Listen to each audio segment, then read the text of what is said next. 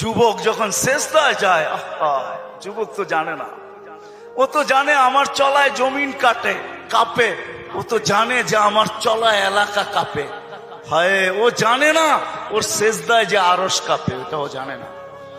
যদি জানতো তো এলাকা কাঁপাইতো না, যদি জানতো তো জমিন কাঁপাইতো না, ও সেজদা দিতে থাকতো আর আরশকে কাঁপাইতে থাকতো। যুবকের সেজদায় আরশ কাঁপে, আরশ। যুবক যখন সেজদায় যায়, সেজদায় পড়ে তো আল্লাহ ফেরেশ, নাইলে এই হাদিস কোনোদিন আসতো না। আল্লাহ ফেরেশতাকে বলে উনজুর ইলা শাব মাযা ইয়াফআল, যুবকের দিকে তাকাতো কি করে আল্লাহ জানেন। তো ফেরেশতা বলে জাআলা আজলাহু ওয়া মাজালাহু লিআজলিক, সবকিছু বিসর্জন দিয়ে আপনার কুদরতি পায়ে মাথা ঠেকায় দিয়েছে। তা আল্লাহ বলে হাযা আবদি হাক্কা, এ আমার পারফেক্ট বান্দা, ইন্নী উবাহি বিহিল মালাইকা, তোমাদের উপরে আমি একে নিয়ে গৌরব করি। যখন সেজদায় চিৎকার দেয় সুবহানা রাব্বিয়াল আলা, আল্লাহ বলে সাব্বাহতানি সাব্বাহতুক, তুই আমাকে পবিত্র বললি, যাহ তুই পবিত্র, তোর গুনাহ মাফ, সেজদার থেকে উঠার আগে মাফ। আলাইতানি ফাআলাইতুক, মহান বললি, তুইও সৃষ্টির ভিতরে মহান। দুনিয়াওয়ালারা তোকে কি দিবে? কিয়ামতের দিন আমি তোকে আরশের নিচে সুপার ডিলাক্স গ্যালারিতে বসাবো। গ্যালারিতে, সুপার ডিলাক্স গ্যালারি বোঝেন? 7 জনের ভিতরে একজন ওই যুবক যে যৌবন আল্লাহর সাথে বিনিময় করে। আল্লাহ বলে তাকে আমি আরশের নিচে গ্যালারিতে বসাবো। সাবআতুন ইয়াদিল্লুহুমুল্লাহু তাহতা দিল্লি। দুনিয়াওয়ালারা তোকে কি দিবে? দুনিয়াওয়ালারা অতক্ষণ দিবে যতক্ষণ স্বার্থ আছে। হইতে পারে স্বার্থ শেষ তো তোমার এতিম বাচ্চা, তোমার দুধের শিশুকেও এতিম করতে দুনিয়াওয়ালারা দ্বিধা করবে না, দ্বিধা করবে না। তোমার নববধূকে বিধবা বানাইতে দুনিয়াওয়ালারা দ্বিধা করবে না। অতদিন তুমি চামচ, যতদিন তুমি বোঝেন। রাগ হয়ে গেলেন? যুবক পায়ে হাত রাখি, মাপ চাই তোমাদের কাছে। অতদিন তুমি দুনিয়াওয়ালাদের কাছে দাম পাবে যতদিন তুমি চামচ হবে, চামচ। আল্লাহ বলে আমার কাছে দাম ভিন্ন, সত্য এটি। এই জন্য আসেন আজকের মজলিস থেকে ওয়াদা করে উঠি যে আজকের থেকে ভাববো যে আমি যে কোনো মুহূর্তে যেতে পারি। আমি বাবাইতে চাই, এই জন্য আমার কাছে পিছনে একটা প্রমাণ আছে। এই উম্মত যদি ভাবতে ভাবতে কোনো দিক দিশা না দেখে, আর যদি মাথায় হাত উঠায়া দিয়া চিৎকার দেয় আল্লাহ কোন দিকেই তো দেখি না, নিজেকে কি ধ্বংস করে ফেললাম, এটা মুখ দিয়া উচ্চারণ করতে দেরি, আল্লাহ ঘোষণা দিতে দেরি করেন না। ফালাম্মা তায়াক্কানতা বিল বাওয়ার ওয়া যানানতা আন্নাকা মিন আহলিন নার মানাহতু ইলাইকা রিদওয়ানি ওয়াল্লাইতু ইলাইকা গুফরানি ওয়া কুলতু লাকা লা তাহজান গফারতু লাকা যুনুবা ওয়াল আওসার ওয়া লিআজলিকা সাম্মাইতু নাফসি আল আজিজুল গফফার। আল্লাহ বলে তুই চিৎকার দিতে দেরি, আমি রেজার চাদর দিয়ে তোকে ডাকতে দেরি করি না, মাগফিরাতে ডুবাইতে দেরি করি না। তুই অনুভব করিস না, তোর পিঠে হাত রাখা আমি বলতে থাকি চিন্তা করিস না, গুনাহ খাতা মাফ করে দিলাম, তোর জন্যই তো আমি আজিজুল গফফার।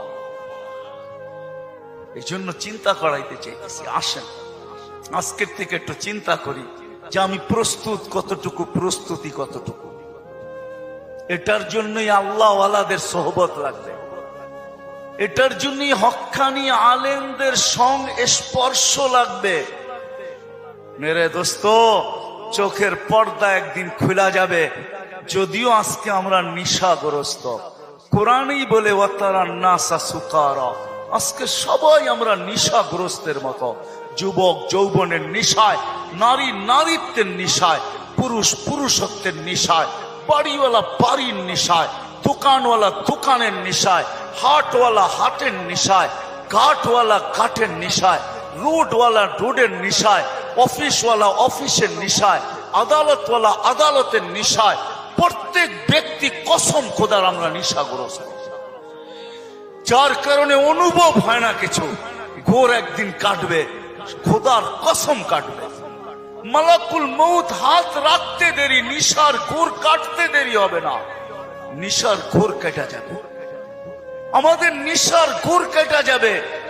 কবি শুধু শুধু বলে নাই ফাসাও ফাতারা ইদান কাশাফাল গুবারু আফারসুন তাহতা রিজলিকা আম হিমার। কোরআনও এক জায়গায় বলতেছে তুমি অতি সত্তর দেখবে, অতি সত্তর তুমি দেখবে, বেশি দূরে না। তারাউনাহু বাঈদা ওয়া নারাহু কারীবা। আল্লাহ বলে ভাবতেছো তুমি অনেক দূরে, না না, আমরা দেখতেছি তোমার নাকের ডগায় চলে আসছে, তোমার দুয়ারে চলে আসছে। এই জন্যই আল্লাহর রাসূল দয়ার নবী সতর্ক করছেন উম্মতকে, আসবাহতা ফালা তানতাযিরিল মাসা। সকাল মিলল তো দুপুরের অপেক্ষা করো, বিকালের অপেক্ষা করো না।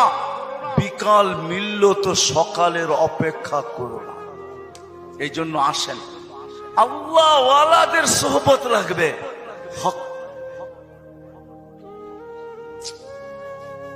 আল্লাহ ওয়ালাদের সোহবত লাগবে, হক্কানি ওয়ালাদের সোহবত লাগবে। এদের সোহবতে যাবে যখন, সোহবত লাগবে, পরিবেশ লাগবে। ওই পরিবেশে যখন যাবেন, ওই সোহবতে যখন যাবেন, ওই জায়গায় যখন যাবেন, তখন পর্দা আস্তে আস্তে সরতে থাকবে। সূর্য যেমন উঠতে থাকে তো ঘন কুয়াশাও আস্তে আস্তে সরতে থাকে। এক সময় সবকিছু ক্লিয়ার হয়। হক্কানি ওয়ালাদের, আল্লাহ ওয়ালাদের সোহবতে যখন যাবেন, তখনই নিশা কাটতে থাকবে। ঘরে যখন আলোচনা হইতে থাকবে, নারী পুরুষ যখন আলোচনা করবে, তখন আস্তে আস্তে কুয়াশা কাটতে থাকবে। এই জন্য সবার কাছে দরখাস্ত, আসেন আসেন। লম্বা করার সুযোগও আমার কাছে নাই, কারণ আমি অসুস্থ, আমার চোখ উঠছে, তা নিয়েও আমি আসছি, কিন্তু ওয়াদা দিছি, এই জন্য চলে আসছি। আমি আসছি গত 9 তারিখে, 1 মাস টানা সফর করার পরে আমেরিকা থেকে আসছি। আসার পরের দিন থেকে অসুস্থ, আর প্রতিদিনই প্রোগ্রামে যেতে হয়, কেননা ওয়াদা। এরা কি জবাব দিবে মানুষের সামনে? ইজ্জত বেজ্জতির প্রশ্ন। বিদায় চলে আসছি, বিদায় শেষ জায়গা আমি চলে আসছি। আসেন ভাবি, ভাববেন তো? পাক্কা ওয়াদা করতেছেন? হ্যাঁ, আরে চিন্তা করেন, ওই উম্মত কেন চিন্তা করবে না যার চিন্তায় 60-70 বছরের ইবাদত রাখা আছে? লা তাফাক্কুরু সাআতিন খায়রুম মিন ইবাদাতি 60 আও 70 সানা। ওই উম্মতের চিন্তার কোনো প্রয়োজন ছিল না। সে চিন্তা করবে তো করবেই বা কেন? তার চিন্তার ভিতরে কোনো ওয়েট ছিল না, ওজন ছিল না, কোনো বিনিময় ছিল না। এই উম্মত চিন্তা করবে না তো করবে না কেন? যার প্রত্যেক চিন্তার মুহূর্তের বিনিময় 60-70 বছরের ইবাদত দেওয়ার জন্য আল্লাহ প্রস্তুত। নাইলে এই হাদিস আমাদের দুয়ার পর্যন্ত আসতো তো আসতো কেন? একটু বিবেক দিয়া ভাবেন না? আল্লাহ বিবেক দিছে, ভাবেন। ভাববেন না কেন? ভাবেন, আপনি ভাবেন। ভাবনার দ্বারা কি হবে? একটু আগেই তো আমি হাদিস শুনাইলাম, এই উম্মতের ভাবনারও ওজন আছে। এই উম্মত ভাবতে দেরি, আল্লাহর রহমত উম্মতের দিকে ছুটে আসতে দেরি করে না। এই জন্য ভাববো, হক্কানি আলেম আর আল্লাহ ওয়ালাদের সোহবতে যাব। যাবেন তো? হ্যাঁ যাবেন? হ্যাঁ, কমসে কম নামান, কমসে কম নিজের নামটা লেখায় রাখেন, কাজে দিবে। জানি না কথাটা কতটুকু সত্য কতটুকু মিথ্যা, কিন্তু ছোটবেলার থেকে ছুঁইনা আসতেছি, এই জন্যই বলতেছি। আবার দেখতেছি যে কথাটা আসলেও সত্য। ইউসুফ আলাইহিস ইসলামকে যখন বুড়ি কিনতে যান, তো সবাই বলছে বুড়ি তুমি কিনবে তো কিনবে কি কইরা? টেন্ডার তো সবার আগে শো করে বসে আছে মিশরের বাদশাহ। এর টেন্ডারের উপরে যাবে তো যাবে কে? সবচেয়ে বড় বুলি সে লাগায় বসে আছে। তুমি কিনবে তো কিনবে কি কইরা? বলছে আমি কিনতে যাইতে চাইতেছি না, আমিও জানি কিনতে পারবো না, কিন্তু আমি চাই লিস্টিতে আমার নামটা থাক। কিয়ামতের দিন যদি লিস্টি খোলা হয় যে ইউসুফের ক্রেতা কে কে ছিল, আমার নামটাও যেন আসে। সত্য এটাই, কিয়ামতের দিন হক্কানি আল্লাহ ওয়ালাদের, ওলামাদের লিস্টিও খোলা হবে। লিস্টি যদি খোলা না হইতো, তাইলে এই কথা আমার কাছে কোনোদিন পৌঁছতো না। এই উম্মতকে আল্লাহ ডাইরেক্ট জাহান্নামে পাঠাবেন না, ফয়সালা হয়ে গেল পাঠাবেন না, ডাইরেক্ট পাঠাবেন না। অন্য উম্মত ফয়সালা হবে সিধা জাহান্নামে, এই উম্মত যাবে না। এই উম্মতকে আল্লাহ এক জায়গায় নিয়ে জড়ো করবে। জড়ো করা বোঝেন তো? একত্রিত করবে, ওই জায়গায় নিয়ে করবে যেই জায়গা দিয়ে আলেমরা জান্নাতে যাবে। যখন আলেমরা ওইখান দিয়ে অতিক্রম করবে তো আল্লাহ পুরা মজমাকে বলবে কে কাকে চিনো, কাল লিস্টিতে কার নাম আছে, তাড়াতাড়ি ধরো, চলা কিন্তু গেল। তো যায়া ধরবে, হযরত আপনার লিস্টিতে তো আমার নাম আছে, আপনাকে তো আমি চিনি, মহব্বত ছিল, ভালোবাসা ছিল, আসা যাওয়া ছিল, উঠা বসা ছিল, চলাফেরা ছিল, খাওয়া লওয়া ছিল, আর শুনেও আসতেছি আপনারা সুপারিশের অধিকার পাইছেন, আল্লাহ আপনাদের সুপারিশ কবুল করবে, আমাদের ফয়সালা জাহান্নাম হয়ে গেছে, একটু যদি হাত উঠায়া দিতেন হয়তো নিষ্কৃতি পাওয়া যেতাম। তো আলেমরা দেখবে যে ঠিক কিনা তার কথা, ওইখানে আল্লাহ প্রমাণিত করবে প্রজেক্টরের ভিতরে, দেখতে সে যা বলবে ওটা সত্যায়িত হইতে থাকবে। তারপরে আলেমরা সম্মিলিতভাবে আল্লাহকে বলবে, আল্লাহ আমরা জান্নাতে যাব না। তা আল্লাহ বলবে কেন যাবে না? এরা সবই তো আমগো লিস্টির মানুষ, সবই তো পরিচিত, এরা দুযোগে চলে যাবে আর আমরা জান্নাতে চলে যাব। রাসূলুল্লাহ সাল্লাল্লাহু আলাইহি ওয়াসাল্লামকে মুখ দেখাবো তো দেখাবো কি? যাব না। বলছে কেন, কখন যাবে? এদেরকে দিলে যাব। তা আল্লাহর রহমত জোশ আসবে, আল্লাহ বলবে যে যাকে চিনো নিয়ে চলে যাও, এটার নামই সুপারিশ। এই জন্য বলি কমসে কম নামটা রাখেন লেখা, জান সম্পর্ক জোড়েন আল্লাহ ওয়ালাদের কাছে, আর বলেন হুজুর আমার নামটা একটু লেখা রাখেন, যে আপনার সাথে আমার সম্পর্ক লেখা রাখেন। চড়বেন তো, নাইলে আমি এত লম্বা কথা বলতাম না। আর তিথি হইল আজকের থেকে কোনোদিন নামাজ ছাড়বো না, ওয়াদা কিন্তু পাক্কা। যেইখানে থাকি, যেই অবস্থায় থাকি, যেইখানেই থাকি ওইখানেই দাঁড়ায় যায়। দুনিয়ার কিছু নামাজ আছে, এক নামাজে জান্নাত আছে। হ্যাঁ হ্যাঁ আছে, হুজুরকে জিজ্ঞেস করেন। পাহাড়ের চূড়ায় আজানের আওয়াজ গেছে, ওইখানেই দাঁড়ায় গেছে আল্লাহু আকবার। চূড়ার নামাজ তাকে জান্নাত দিবে, জান্নাত। হ্যাঁ, ক্ষেতের ভিতরে আছে, ক্ষেতের আইল বলেন আর লাইল বলেন আর যেটাই বলেন, ক্ষেতের ভিতরে আছে, আজানের আওয়াজ আসছে, ওইখানেই আতাইলের ভিতরে বলেন আর লাইলের ভিতরে বলেন আর আইলের ভিতরে বলেন, গামছা বিছাইছে আর আল্লাহু আকবার। মালিক তুই বড়, আমার ক্ষেত বড় না। অফিসে আছে, কাজ করতে করতে ছুটার রাস্তা নাই, চেয়ারের পাশে দাঁড়ায় গেছে আল্লাহু আকবার। এই সমস্ত ক্ষেত্রগুলা জান্নাত ওয়াজিব করে দেয়, ওয়াজিব। আল্লাহ ফেরেশতাদেরকে দেখায় কত ব্যস্ত, দেখ, তারপরেও আমার ডাক শুনতে দেরি, আল্লাহু আকবার বলতে দেরি করে নেয়। আল্লাহ কত বড়। আমি যদি বিজ্ঞান পড়াইতাম আপনাদেরকে, তাহলে পড়াইতাম আল্লাহ কত বড়। কার কুদরতি পায়ে রাখা, পাও রাখার অনুমতি, মাথা রাখার আপনাকে অনুমতি দিতেছে। আল্লাহু আকবার শুধু তর্জমা জানি, আল্লাহ মহান, কিন্তু সৌরজগৎ দিয়া জানি না। যদি সৌরজগৎ পড়াইতাম তাহলে আপনাদেরকে আমি দেখাইতাম কত বড় আল্লাহর কুদরতি পায়ে আপনি মাথা টেকাইতেছেন, কত বড় আল্লাহ।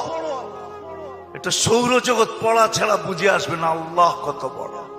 সৃষ্টি পড়া ছাড়া বুঝে আসবে না আল্লাহ কত বড়। উর্দু জগৎ পড়া ছাড়া বুঝে আসবে না আল্লাহ কত বড়। তখন আল্লাহ বড় বলবেন, কিন্তু দিয়া বলবেন কিন্তু দোকান। আল্লাহ বড় মানি, কিন্তু দোকান কার কাছে রেখা যাব, অফিস কার কাছে রেখা যাব, ক্ষেত খামার কার কাছে রেখা যাব, কিন্তু বলবেন। আর যদি আল্লাহকে চিনার মতো চিনেন, তাহলে ওই সাহাবীর মতো বলবেন, নামাজে ব্যথা, নামাজে প্রতিবন্ধক। পাখি বাগানের ভিতরে ফরফর করতেছে, নামাজের ধ্যান ছুটা গেছে। ঘন বাগান ছিল, খেজুরের বাগান, তো পাখি ফরফর করতে যায়, নামাজের থেকে ধ্যান ওইদিকে সরা গেছে। সালাম ফিরাইতে দেরি, বাগান সৎকা করতে দেরি করে না। সৎকা থাকবে না বাস, বাজবে না বাসি, থাকবি না তুই, ফরফর হবে না, আমার নামাজের ধ্যানও নষ্ট হবে না। আমি তো আল্লাহু আকবারের সামনে। আল্লাহকে যদি চিনে তাহলে ওই আবু দাহদার মতো হয়। এক খেজুর গাছ, 600 খেজুর গাছের বাগান, এক খেজুর গাছের বিনিময়। আল্লাহর রাসূল ওয়াদা করছে এক সাহাবীর সাথে, যে খেজুরের মালিক থেকে তোকে বাগান গাছ নিয়ে দিব, কিন্তু ও ছিল মুনাফেক। বলছে খেজুরের গাছ আমাকে দে, তোকে আমি জান্নাতে বাগান নিয়ে দিব। ইয়া রাসূলুল্লাহ, আমার ছেলে সন্তান এই খেজুরের গাছের খেজুর খুব পছন্দ করে, এটা ছাড়া যা চাইতেন তাইলে দিতাম, এটা দিব না। আবু দাহদা পাশে দাঁড়ায়া শুনতেছিল, তো বলছে ইয়া রাসূলুল্লাহ, কানে কানে আমি নিয়ে দিলে দিবেন? অবশ্যই দিব, কেননা উনি মুনাফিকের রব চিনতেন। তো যা বলছে খেজুর গাছ বেচবি? আল্লাহর রসুল রে দিলাম না, তোকে কি করে দেই? কতগুলা খেজুর গাছ হইলে দিবি না, এটা কতগুলা হইলে দিবি না? তো বলে খেজুরের সিজন চলতেছে, সব গাছে খেজুর ভরা। বলছে তোমার ওই 600 বাগানের 600 খেজুর গাছের বাগানটা আছে, ওইটা দিবা? তাহলে দিয়া দিব। ডান, দিয়া দিলাম। দেখ খেজুর গাছ ডন কয়া ছুটা শুরু করছে, কেননা আবু উম্মুদ দাহদা খেজুর বাগানের ভিতরে বাচ্চা কাচ্চা নিয়ে খেজুর পাহারা দিতেছিল, নিজে খেজুরের বাগানও ঢোকে নাই, বাহির থেকে দাঁড়ায় চিৎকার দিতেছে, উম্মুদ দাহদা কি হয়েছে? জলদি বাহির হ, খেজুর গাছ বেচা বিক্রি হয়ে গেছে। কোথায়? আল্লাহর রসুলের সাথে জান্নাতের বাগানের বিনিময়। তো ছেলে সন্তান নিয়ে মহিলা স্লোগান দিতে দিতে বাহির হইতেছে, কি? রবিহাল বাইয়া বা দাহদা, রবিহাল বাইয়া বা দাহদা। আবু দাহদা, বড় লটারি জিতা গেছিস তুই, বড় লটারি জিতা গেছিস। বাহির হয়ে চলে আসছে, 600 খেজুর গাছ দিয়া দিছে। আল্লাহর রসুলকে বলছে, ইয়া রাসূলুল্লাহ, খেজুর গাছ কিনা ফেলছি। কি দিয়া কিনছিস? 600 খেজুর গাছের বাগান দিয়া কিনা নিছি। আবু দাহদা, আল্লাহ তোকে এর চেয়ে 10 গুণ বড় বড় জান্নাত দিতে, আমি তোর খেজুরের বাগান দেখতেছি জান্নাতের ভিতরে। সত্য এটা। ওরা চিনছে আল্লাহু আকবার কি জিনিস, ওরা চিনছে লা ইলাহা ইল্লাল্লাহ কি জিনিস, মুহাম্মদুর রাসূলুল্লাহ কি জিনিস। এই জন্য ওয়াদা করেন আজকের থেকে নামাজ ছাড়বো, পাক্কা ওয়াদা। যুবকরা কি বলে? পাক্কা ওয়াদা। ইনশাআল্লাহ হুজুর দোয়া করবে, তারপরে এখান থেকে উঠা যাব, এর আগে কেউ যাব না। আমি আপনাকে চোখ খুলা দেখাইতে পারি, আমার চোখে চোখ উঠার কারণে কথা বললে অনেক জোর লাগে। আবার কালকেও প্রোগ্রাম আছে, ডেলি আছে। আসছি আমি 9 তারিখে, 1 মাস সফর করার পরে টানা আমাদের তাবলিগি সফর ছিল। 1 ঘন্টার জন্য এরকম কোনো সুযোগ ছিল না থামার। তারপরও চলে আসছি। উঠা চলে যাবেন? আল্লাহওয়ালা মানুষ, একটু আগেই তো আল্লাহওয়ালাদের সোহবত বলতেছিলাম। ইনশাআল্লাহ ওনার দোয়া শুইনা, দোয়া নিয়া তারপরে যাব। আল্লাহ আমাদের সবাইকে আমল করার তৌফিক দান করে।